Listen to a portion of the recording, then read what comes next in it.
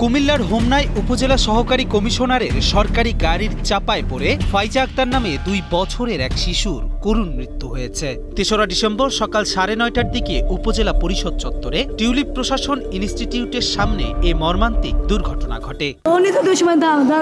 গাড়িটা ধাক্কা লাগছে, আমি ঢাকা নিয়ে যাইতাম, উপর থেকে এতটুকু একটা শরীর, এতটুকু একটা শরীর।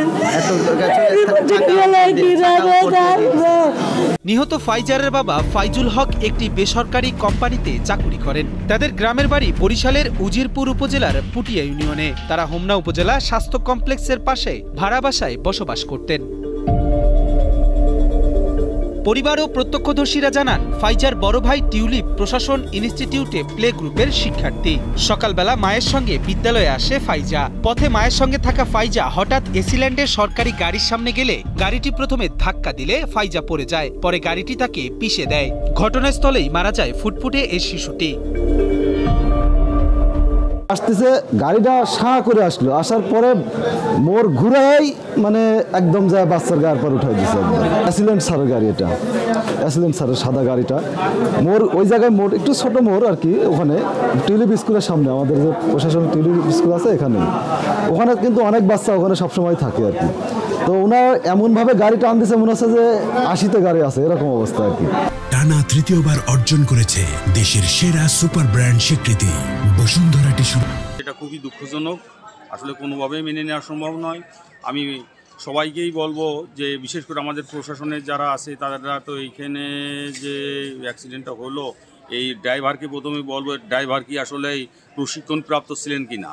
আবার এই কারণে এই রাস্তাটা এখানে আবাসিক রাস্তা কোয়ার্টার, এখানে গাড়ি এইভাবে হাই স্পিডে চালানোর কথা নয়। এদিকে দুর্ঘটনার পর গাড়ি চালক তাইবুর হোসেনকে ফোন করা হলে তার মোবাইল নাম্বার বন্ধ পাওয়া যায়। দুর্ঘটনার খবর পেয়ে হোমনার সহকারী কমিশনার আহমেদ মোফাসের ও নবনিযুক্ত উপজেলা নির্বাহী অফিসার শহীদুল ইসলাম দ্রুত হোমনা সরকারি হাসপাতালে ছুটে যান। তবে উপজেলা নির্বাহী কর্মকর্তা মোহাম্মদ শহীদুল ইসলাম, সহকারী কমিশনার আহমেদ মোফাসের এবং উপজেলা স্বাস্থ্য পরিবার পরিকল্পনা কর্মকর্তা ডাক্তার নুসরাত জাহানের বক্তব্য নিতে একাধিকবার চেষ্টা চালালেও তারা বক্তব্য দিতে রাজি হননি। লিখিত অভিযোগ পেলে আইনগত ব্যবস্থা গ্রহণ করার কথা জানায় পুলিশ। দুর্ঘটনার পরপরই আমরা ঘটনাস্থল পরিদর্শন করছি। আমরা মেডিকেলে শিশু ফাইজার মৃতদেহ সুরতল প্রতিবেদন প্রস্তুত করছি। আমরা অভিযোগ প্রাপ্তি সাপেক্ষে আইনগত ব্যবস্থা নিব। ঘটনার পরপরই গাড়ি চালকের সর্বোচ্চ শাস্তি দাবি করে বিক্ষোভ মিছিল করেছেন বিক্ষুব্ধ জনতা।